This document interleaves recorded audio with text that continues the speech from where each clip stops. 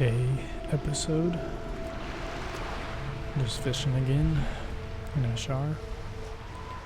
And I'm gonna start this off with a little, lore. What do we got? The fishing journey.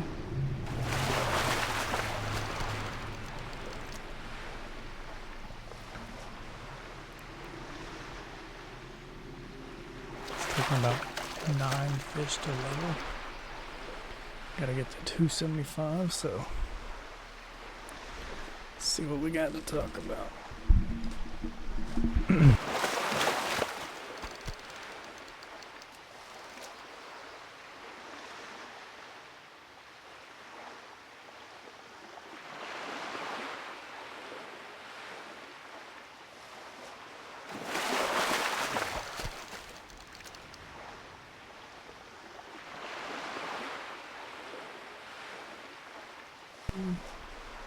The SOD on this episode 3. I'm gonna pull up the new SOD. See.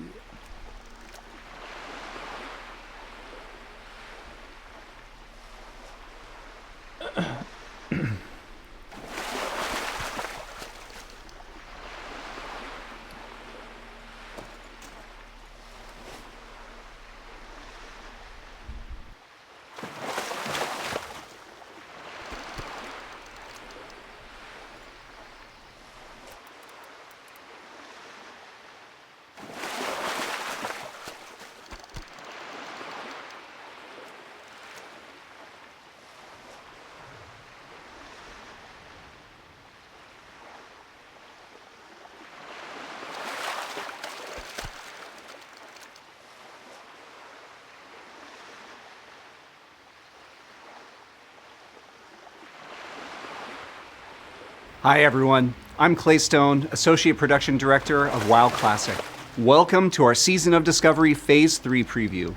As our team has shared in the past, we have been blown away by the reception to Season of Discovery, and we're so excited to share this sneak peek at what's ahead with you. So with that, let's take a look at what we'll be covering today. We'll kick things off with raid information, then a preview of rune abilities, followed by our PvP updates, changes and additions being made to world events, a look at what's coming to professions, and close it out with a very important system update, and more, which you're definitely going to want to stick around for. All right, so just like last time, some disclaimers.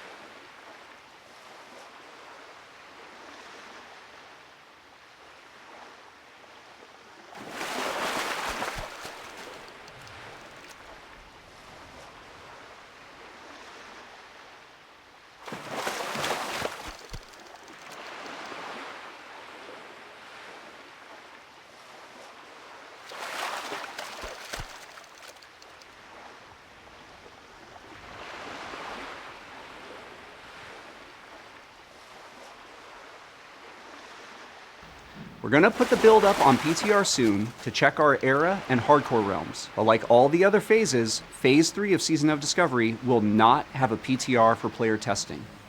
Still, there will be some data mining that occurs in advance of the launch, but as we've been saying since the beginning of Season of Discovery, not everything data mined will actually be in the phase or future phases, so speculators beware.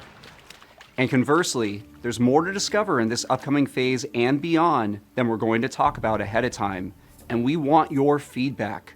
Everything we do across Classic continues to be a journey that is co-written by you, the players, and we can't wait to hear your thoughts on all of it.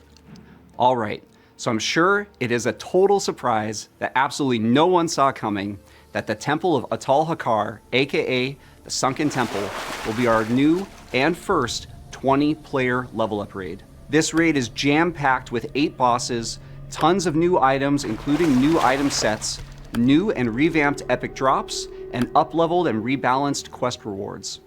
This is also when the level 50 class quests come online, which will provide a wide array of powerful items for each class. Jumping into a quick preview of a few of the bosses, the first boss in this raid is Atalarion, a massive berserker troll that acts as a bit of a janitor, cleaning up or potentially eating any person or thing that happens to fall down from the atrium above. If the fall doesn't kill you, this guy definitely will. Next up, we have a brand new boss, the Festering Rot Slime. This engorged, gelatinous monster inexorably patrols one of the outer rings of the Sunken Temple, consuming any wandering adventurers hapless enough to cross its path. A bit further into the raid, we have Jamal An and Ogam, a priest and an undead avenger, utterly dedicated to seeing the blood god Hakar return to the mortal world. These two will keep you on your toes and have a few tricks up their sleeve to keep the fight interesting each time you encounter them. The last boss in this preview is the mighty green dragon, Aranicus. Aranicus has been having a bit of a bad dream for the past few decades, and that dream is manifesting in our world in a variety of ways, which Nora will talk about in just a little bit. For those that make it to his lair, we can't recommend waking this big beast up, but if you do and are able to prevail, a lot of sweet loot will no doubt await you. Speaking of loot, here's a quick look at some of the awesome rewards you'll find inside the Sunken Temple. First up, we have a new take on the Drakestone item with a new Shadow Arcane spell damage variant. Next up is a rather unique weapon. Yes, it's an axe gun. Shamans and paladins have felt left out for quite some time when it comes to having ranged weapons, and short of Egan's blaster, there's not much for them. Now, you too can have a gun that you can swing like an axe or shoot like a gun, with a cooldown of course. It's unfortunately a bit slow on the reload. Lastly, we have a quick look at our tier tokens. Similar to AQ40, we'll have 2 different tokens with several classes on each. We really like the token system in Gnomeregan, but it sometimes felt a bit bad to be rolling against the entire raid whenever one dropped. So now we'll have 2 different tokens, and multiple will drop on each boss that can drop set tokens. And here's a quick look at some of the epic rewards. First off, we've got a glow up for the classic Embrace of the Serpent robe for healers. We've also updated the sword Dragon's Call. One cool thing about this weapon is that we've added several brand new glow effects for weapons in this patch. And this is one of the first items to take advantage of having a very fancy, but still quite classic, new glow. And just like in previous raids, we've got several fun items lined up as well. The first item is the Atalai Blood Ceremony, which allows you and a friend or frenemy to play a deadly game where only one survives. This item is great for when you need to decide something and a coin flip just won't cut it. The Unorthodox Hex Stick allows you to embrace your inner critter and transform into a disgusting little creepy crawler to dazzle and disgust your friends. These are just a few examples, and there are several cool things coming with this patch. We've intentionally left the best ones for you to discover yourself. Lastly, one bit of feedback we took to heart this patch was that a lot of updated quest rewards for previous level up raids could feel a bit underwhelming. So for Sunken Temple, we've actually gone a step further and helped rebalance and restat many of the existing quest rewards. The first example here is a Vanguard Helm, and you can see we've made it a bit more attractive to the classes that can use it, and Helm of Exile as well. And while not a quest reward, we have also carried forward some of the work we did updating dungeon drops in the previous phase, and revamped even more dungeon drop rewards, including Princess Theradras's Scepter. And with that, I'll turn it over to Matt to give us a preview of runes and just some of the new abilities you'll get access to. Hey folks, I'm Matt.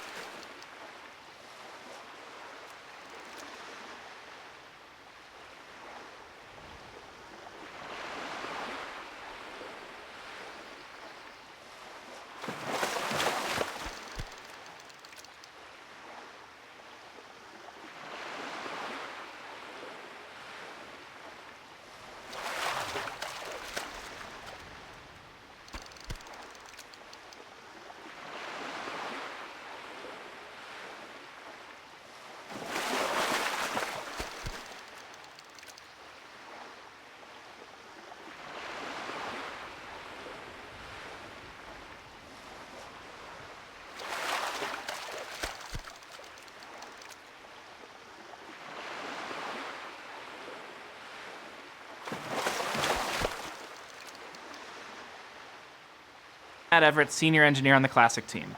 I'll go over some of the new runes you might find in Phase 3.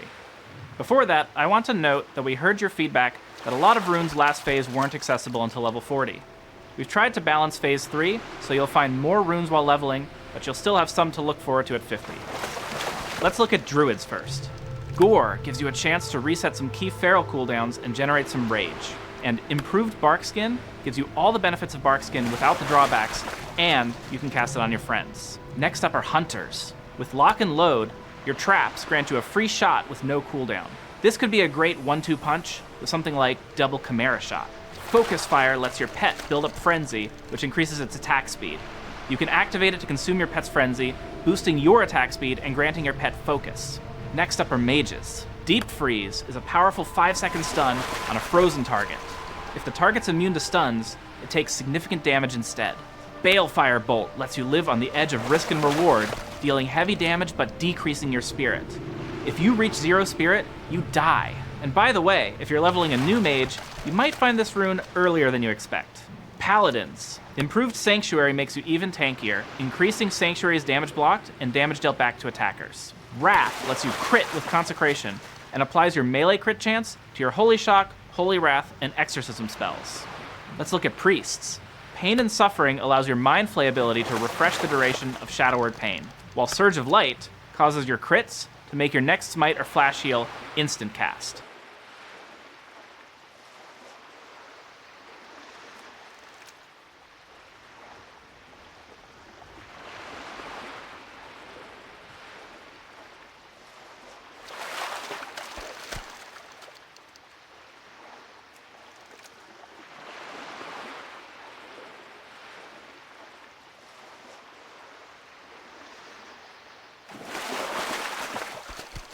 Rogues. Honor Among Thieves is incredibly powerful, granting you a combo point each time a party member scores a crit. It does have a short cooldown, but you'll be swimming in combo points with this rune. Cut to the Chase makes it easier to keep Slice and Dice up by allowing Eviscerate and Envenom to refresh it back to its max duration. Next up are Shamans. When you deal melee damage, Mental Dexterity applies your intellect to your attack power, and then applies 30% of your attack power to your spells. Riptide is a fan favorite that instantly heals the target for an initial amount, and then heals for a similar amount over time. When you chain heal a target with Riptide active, it gets consumed to power up the chain heal. Warlocks. Pandemic makes damage over time spells even more overwhelming by letting them crit. With this rune, you can summon the iconic Fel Guards to supplement your stable of demon pets. The Fel Guard is a powerful melee damage dealer capable of both tanking and dealing out serious punishment. He's not the only new demon you can summon this phase, but I'll let you discover that on your own. Warriors. With Taste for Blood, your rend damage lets you use Overpower once per 6 seconds. Sword and Board gives your Devastate and Revenge a chance to reset Shield Slam's cooldown and make it cost no rage. This time, Warriors get a bonus rune. The much requested Gladiator stance lets you live that Sword and Shield Gladiator fantasy. This increases your damage when wearing a shield, as well as letting you use abilities from other stances at the cost of survivability. This is one we've really been looking forward to bringing to the season, and we can't wait to see what Warriors are able to do with it. I love watching players work together to find all the new runes each phase, and I'm looking forward to this one. Up next, Nora will join us to talk about PvP updates. Hey, thanks, Matt. My name's Nora Valletta, and I'm a lead software engineer on WoW Classic. I'm here to talk about some of the other updates we've got coming in Phase 3, starting with PvP. One of the things we've learned from previous phases is that PvP can be a bit rough when the only thing available is PvE gear that is generally set up with output stats rather than survivability stats. As a result, we're going to be introducing a brand new level 50 PvP set that requires ranks 5 through 7 to equip and earn. This is similar to the rank 10 and rank 13 PvP sets in that it's a full 6-piece set with appropriate PvP set bonuses. There will also be a starter set available from a new faction called the Emerald Wardens, but we'll go into more detail on them later on. Here's a quick look at a few of the new PvP set items. You'll notice that they are a bit more specialized and focused than the previous level 60 PvP sets were. Each class will have a variety of sets available to them such that multiple different specs or roles are covered. We're also making a few adjustments to the Blood Moon event, including adding brand new rewards for level 50. We'll also be adding a new currency for the level 50 rewards called Massacre Coins, which you'll earn when killing higher level players in the event. We'll be retiring the Bloodstained Commendations that are currently available from the Bloodcoin vendor, Any existing commendations that you have will still function after the patch, but don't hold on to them forever. They will expire after 2 weeks. We think it's okay if you're able to bank these now to give you a bit of a leg up on PvP ranking at the start of the next phase, but we don't necessarily want you to be able to hoard enough coins to get you all the way up to rank 14 later on when that rank becomes available. We'll have a new PvP Honor consumable token for level 50 as well, purchasable with the new currencies. And how about some gear? Here are a few of the new items available via the Blood Moon event in Phase 3. Do note that the Headhunter's Barbed Spear is a warrior-only weapon. We also realize that ranged hunters may have felt a bit left out last time, so we've gone ahead and given them a pretty strong crossbow option in this round. Well, Phase 3 of Season of Discovery will soon be upon us, and with it comes new loot, new opportunities to gain experience, and new adventure. Let's take a quick look at our new PvE world event called Nightmare Incursions. Picture, if you will, the 4 emerald portals scattered across Azeroth. At this point in history, the Dragons of Nightmare, Terrar, Ysondra, Emerus, and Lethan have not yet arrived to spread their terror. However, as you approach each portal, you can't help but sense hidden danger. Something's not quite right. Those brave enough to enter an emerald portal will be plunged into a realm seeping with corruption and overrun with dragons, treants, and other poor souls driven mad by the corruption. But beware, not all foes are alike. Some enemies can be defeated by a single seasoned adventurer, while others are perhaps too powerful to be faced alone. Nightmare Incursions offer repeatable PvE content for levels 25 through 50. To check it out, simply enter one of the 4 emerald portals located in Duskwood, Ashenvale, Hinterlands, or Feralis. This is a great new opportunity to earn experience, and those who choose to jump in and fight the corruption will have the chance to earn reputation with an all-new faction called the Emerald Wardens. With great danger comes great rewards. The Emerald Wardens will be very grateful for your help and will be offering a selection of choice new items to sweeten the deal. One of the cool things about Nightmare Incursions is that we plan to include some rewards at different player levels, as there will be content available for players roughly level 20 all the way to 50 across all 4 Nightmare portals. The first example is this Nightmare Siphon Trinket, which could be really fun for low-level alts. For level 50, we have the Roar of the Dream, a somewhat unique ring that has a sizable spell damage proc on it. Lastly, we also plan to take a page from the Burning Crusade playbook and make a level 50 PvP set available at Honored with the new Emerald Wardens faction. This set isn't as powerful as some of the other PvP item rewards we plan to add this phase, but it's a good stepping stone into the better items later on. With the launch of Phase 3 comes a host of interesting new updates to professions.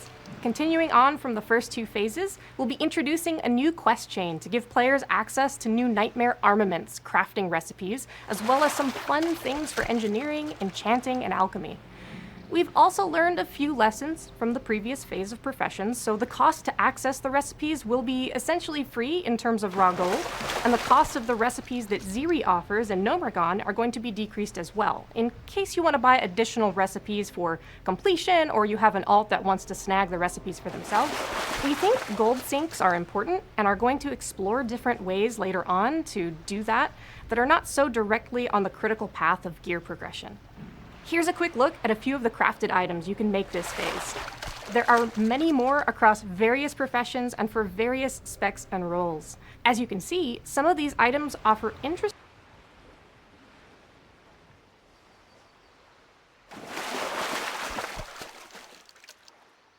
new on-equip effects which are applied while you're under the influence of the nightmare. If you'd prefer to stay nightmare-free, we've got some cool new items, such as the Void-powered Slayer's Vambraces, which can grant you immunity to fear for 15 seconds. We do plan to allow you to pick up specializations this phase, as well as allow you to level to 300 in each profession. Additionally, we've added a few new surprises here. For example, we are adding a quest to allow you to get additional potion, elixir, and flask procs when crafting those types of consumables. You'll also have to do a little bit of legwork to unlock these things, but the benefits should be well worth it. The lion's share of our new toys involving professions specs will be coming after level 60, and we have some very cool things planned there to allow you to make the most of your professions. Well, that was a lot of updates. I hope I didn't forget anything. Josh, I'm not forgetting anything, am I? Now that you mention it, Nora, there is one small system update you might have missed. But first, hi, I'm Josh Greenfield, Senior Game Producer on WoW Classic. So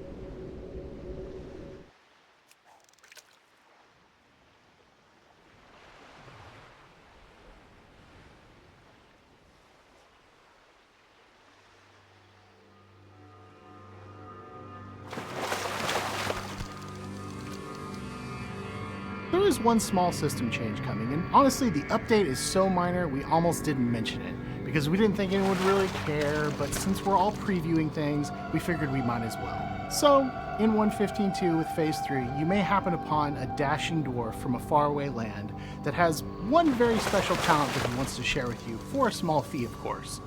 Actually, to be a little bit more specific, he has 2 sets of special talents to share. Like I said, we were pretty sure this wouldn't be a big deal to most players. We probably should have just left it out of the presentation entirely. So, with that, we're approaching the home stretch, but we've got a tiny bit more to discuss, and we want to take some time to cover a few other miscellaneous topics, commonly asked questions, as well as a quick look at how things will start to shape up at level 60. So let's jump right into that. So the first topic here is world buffs. As with the previous phases, we'll continue to allow you to use the previous world buff up through the current max level. The new raid, Sunken Temple, will also include a new world buff.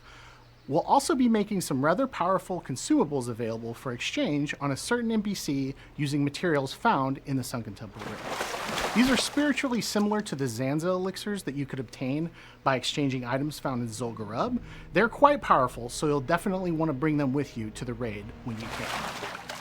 Also, as with previous phases, we did want to clarify that bankable, repeatable turn-in items will not function to allow you to level quickly from 40 to 50. We really love the preparation aspects of Original WoW, and things like pre-questing are great, but being able to bank hundreds or even thousands of repeatable quest turn-in items to get multiple levels right when the phase begins is not going to be supported in this or any phase going forward.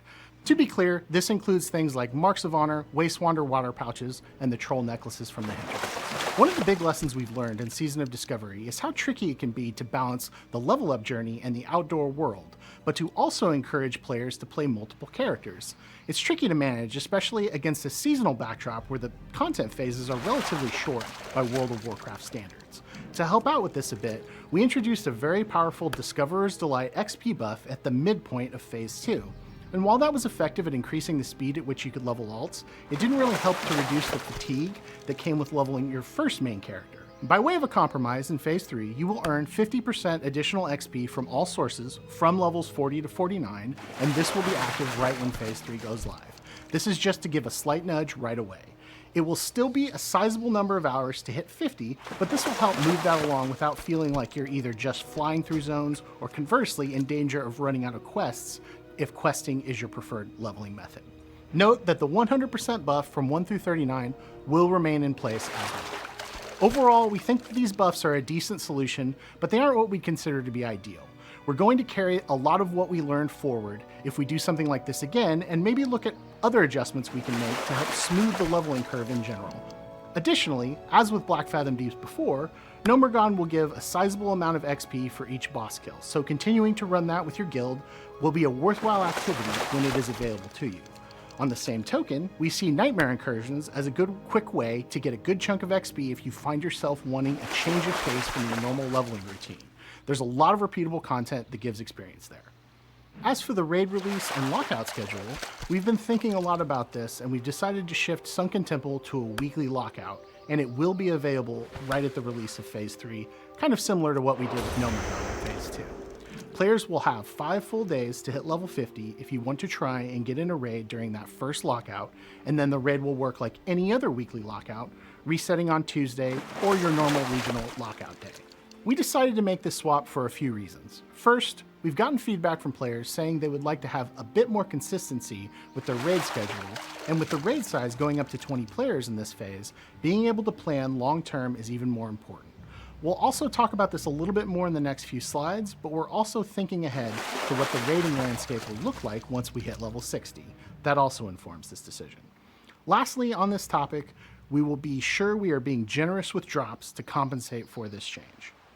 That's a good segue to talk about level 60 index. Since we're getting close to 60, we think it makes sense to dig into a few more details of what you can expect starting with Phase 4. This preview is very, very early and in no way comprehensive, but it's just meant to be a minor sneak peek at some things we have cooking.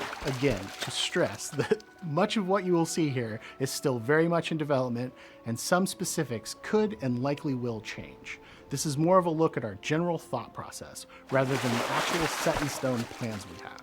As we alluded to a few slides ago, we plan to standardize raid lockouts from level 50 and beyond to a weekly reset. This includes things like Zul'Gurub, Ruins of Ahn'Qiraj, and Onyxia's Lair. We also want to ensure with our itemization updates, many of the items, even in early raids, remain relevant for a pretty good long time. Ultimately, this is a very classic approach, and many items you got even as your pre-raid best in slot, such as the Hand of Justice or the Savage Gladiator chain, remain good for several tiers, and we want to carry this forward. With this in mind, however, we know you will likely want to run several different raids a week, but we want to avoid a situation where logistics gets messy because you have to contend with a large number of irregular, unwieldy raid lock timers. By the time Blackwing Lair is out, for example, there's going to be a large menu of relevant things to do at level 60, and being able to plan and schedule activities on a predictable cadence is going to be very important. Last quick note on this, while Upper Blackrock Spire is technically a 10-player raid, it's never had a lockout, and that will remain true. It's essentially a 10-player dungeon and will remain that way. So go farm those Briarwood reeds. Another very frequently asked question we've received is, what about weapon skill racial bonuses? From the start, we've suggested that you shouldn't need to worry too much about things like orc and human weapon skills long term, and that you should feel good about choosing whatever race you want based on their aesthetics or other bonuses that race gets apart from weapon skills. Every phase, we get asked for a status update on this, and we just wanted to confirm that yes, the solution is coming at level 60. At level 60, you will be able to discover a method to essentially swap in and out up to 2 weapon skill bonuses for your character. So, for example, if I were a Troll Fury warrior and I had a mace and a dagger, I could swap my passive bonuses to +5 maces and +5 daggers. Please note that these weapon skill bonuses do not stack with each other or with a certain race's normal passive weapon skill bonus. So in the same scenario, if I were a human warrior, I already get +5 maces from my racial skill, so instead I might want to use +5 bows and +5 daggers so that maybe my bow skill had a better chance to hit if I was pulling higher level mobs. Just like your racial skills, however, these passives will stack with any weapon skill you gain from items, such as Obsidian Edge Blade or Maladath Ruined Blade of the Black Flight. These unlockable passives will be available right at level 60, and while there will be a short discovery to unlock them, everyone who wants them will have access to them early on. Continuing that line of thought, yes, priests will also be able to unlock other races' unique priest spells as well, such as Devouring Plague and Fear Ward. We don't want to spoil how this will work just yet, but just like weapon skills, we do get asked about this a lot and wanted to confirm that this was also coming and would be available early on at level 60. There will also be discoveries tied to accessing these spells as well. So this is the last big item in our level 60 preview, and we think it's the most impactful, as items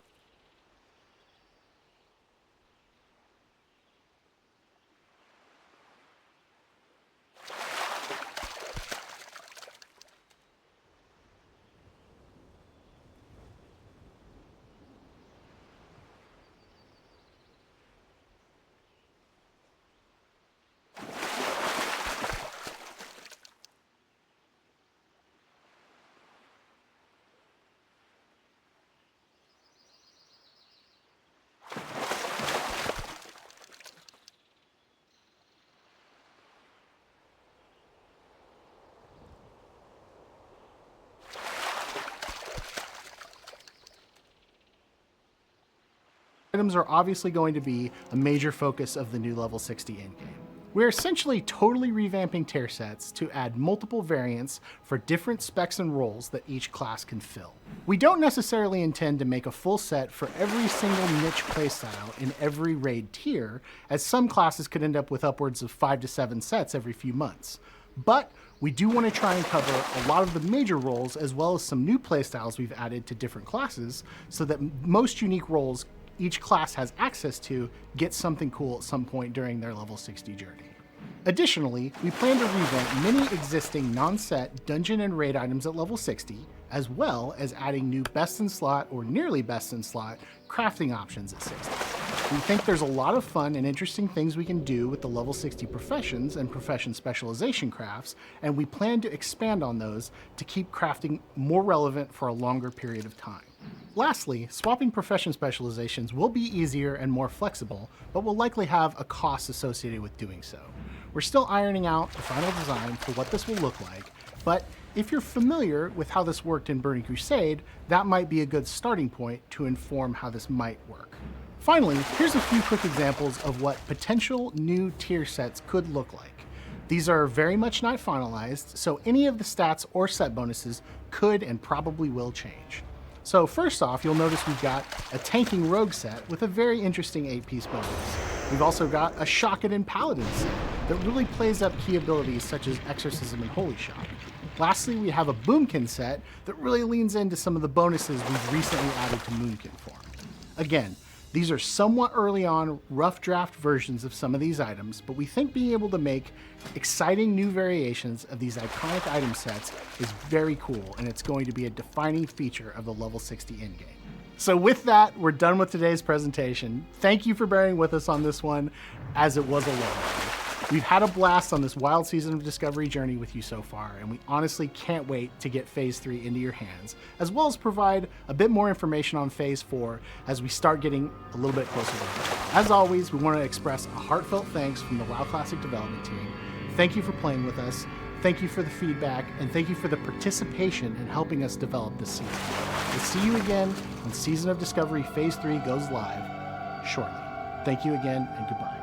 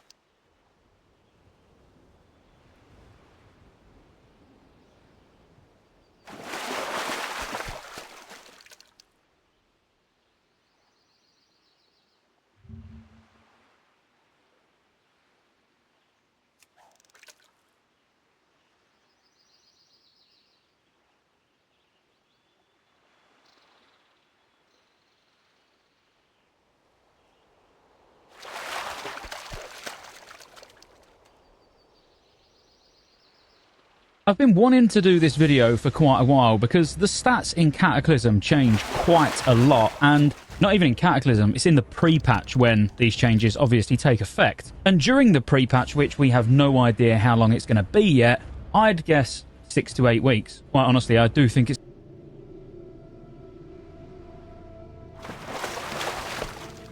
going to be a longer pre-patch than what we're used to, and in that pre-patch, understanding how the stats work and getting your head around them early is obviously going to be a good thing. But why wait till then when I can tell you all about them right now? Now, there's lots of stats that get removed from gear, and instead you acquire them in different ways. So while you'll be like, oh, attack power's gone, that's weird, well, actually, you're just getting attack power from the places where you're meant to get attack power from. So currently in Wrath of the Lich King, depending on what class you are, depends on how much attack power you get from 1 point of agility or 1 point of strength. But ultimately, you're getting attack power from those stats. But then also you get attack power thrown on items as well, which is kind of pointless. Why do you need attack power twice? Now, there's tons of stats and skills that get removed, so we're going to dive right in. But before we do, if you haven't already got your Rested XP Cataclysm Guide pre-ordered from the link in the description or the pinned comment, then make sure you do. It is an affiliate link, so every guide you buy goes towards supporting the channel, and if you watch me streaming over on Kick, you'll know that I'm actually zooming through the levels using the beta version of the Rested XP guide at the moment, so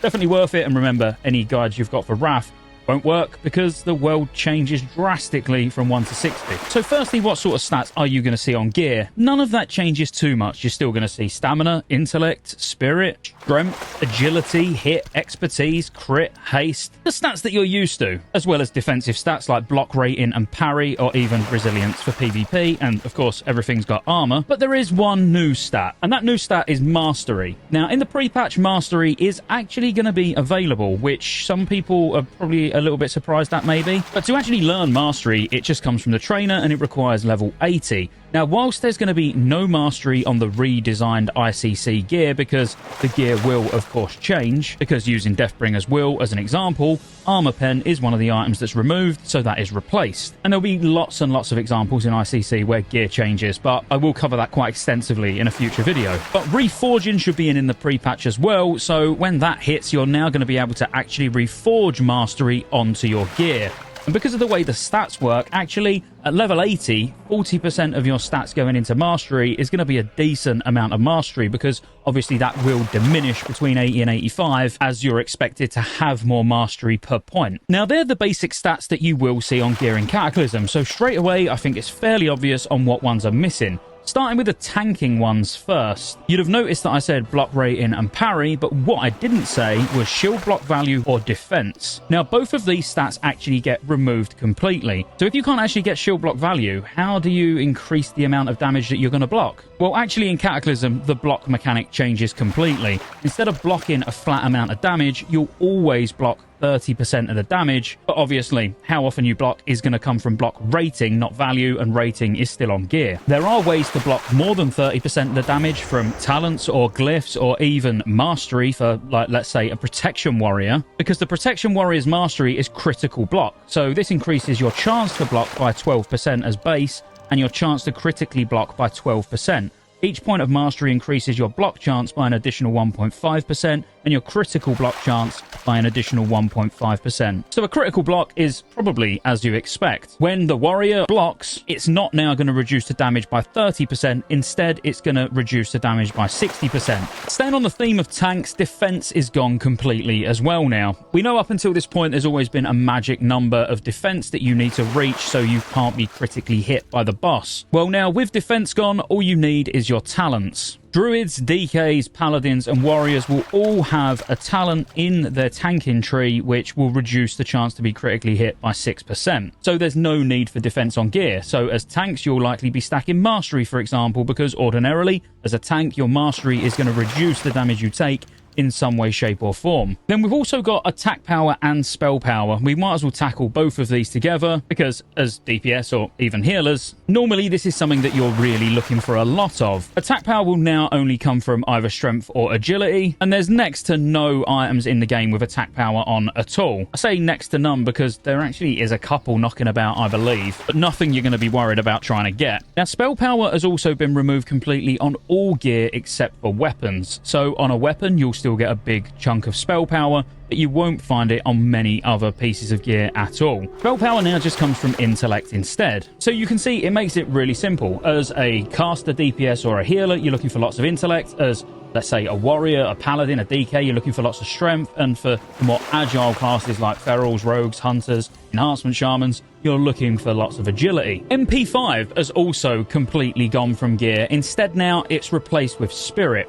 And there's lots of places where you can actually see quite a big change for this, even in the pre-patch. Looking at the Sons of Hodir shoulder enchant, for example, where before this was spell power and MP5, it's now actually giving intellect and spirit. Now, spirit is a great stat for two reasons. Firstly, spirit is what gives you your MP5. It's where you get your regen from as a healer, or I mean, to a certain extent, a DPS, as in a caster DPS. But for the hybrid specs, they wanted to make life a little bit easier. So where at the moment you'd have to carry two completely different sets of gear around as a priest if you wanted to switch from, let's say, disc into shadow, because you'd need the hit cap, of course. So you'd need hit on your gear. Now, whilst hit on gear does exist, and it's still needed by other casters like mages and warlocks, well, all the caster hybrid DPS actually benefit from spirit slightly different, because there will always be a talent in that tree, so either as a Boomy, an Eli Shaman, a Shadow Priest, where the spirit will convert into a certain amount of hit. So it's very easy as a healer just to quickly switch on the fly to your DPS spec and know you're already going to be hit capped,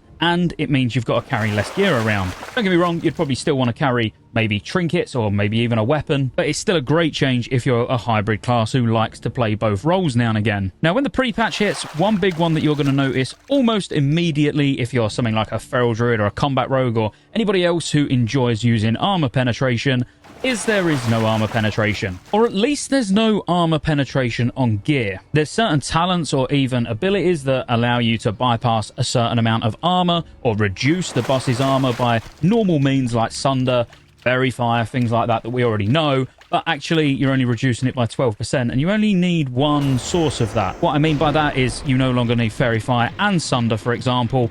Fairy Fire or Sunder will work. I could have just said they don't stack. That would have probably been easier. But like I say, there are still some things like Colossus Smash for a warrior, for example, which allows you to bypass armor, but armor penetration as a whole has gone from gear completely. Now, the armor pen will be replaced with either crit or haste, and it's probably worth touching on how haste actually changes while we're at this point. Because if your armor pen changes into haste, haste now actually increases the rate at which you regen your energy. Now, this wouldn't just be exclusive to rogues. Of course, feral druid will regen energy quicker the more haste they've got, as will DKs regenerate their runes quicker as well. Best way to think about it is any resource that you've got, even focus as a hunter, which focus replaces your mana bar as a hunter in Cataclysm. This will also regenerate faster based on haste. So any primary resource your class uses that isn't mana will generate quicker the more haste you have. In terms of stats, something else that you'll notice is a lot of colors change for stats from dual crafting, but I will go into that in a lot of detail in the actual dual crafting video, which will be out hopefully in the next week or two. But I've got to admit, it can get a little bit confusing when you've been so used to a specific gem being a specific color, and then you'll go to the auction house and it's not there anymore. But I would say for stats, that's really about it. That's what gets removed. That's how you can benefit from certain stats. And I touched on reforging, but if you want to know a little bit more about it, when you're either in Orgrimmar for Horde or Stormwind for Alliance, you can head over to these locations here, and you can speak to this guy, and you'll be able to change 40% of a stat on one of your pieces of gear to a chosen stat. Now, that's really important. Obviously, you can't change it into primary stats. You could only change, let's say, crit to haste, or crit to mastery, or haste to hit, or haste even to spirit, because spirit's a bit of an outlier. That does still count as like a secondary stat. But what I've heard a lot of people talking about is the fact that they don't like the RNG behind reforging, which really confused me when someone actually brought it up on Discord, and I was like, what RNG? And they actually compared it to Diablo, and I just had no idea what they was talking about. So if you think that reforging is random, as in you reforge some stats off and you get a random stat in its place, that's not how it works. Now, I appreciate a lot of people will know how it works, so if I'm teaching you how to suck eggs, I'm sorry, but actually there are people who are not sure. The reforging system is brand new to them. So you choose the desired stat. If you want to get rid of 40% of your crit strike off of an item, you'll simply pick from all the other stats that are available that you want to actually put onto the gear. Obviously, every time you reforge, it does cost gold per item, and if you want to completely restore it back to its original state, that's actually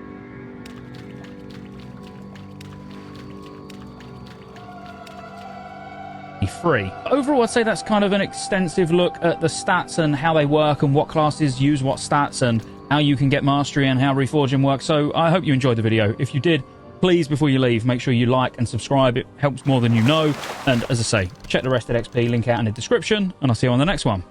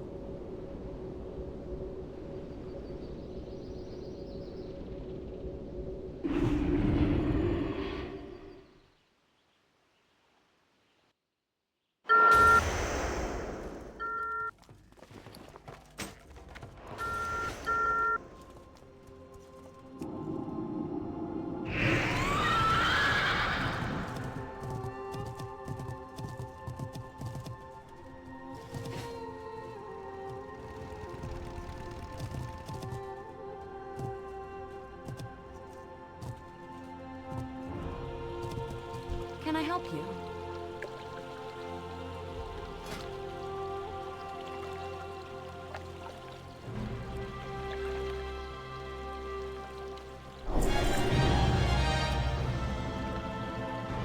Safe travels.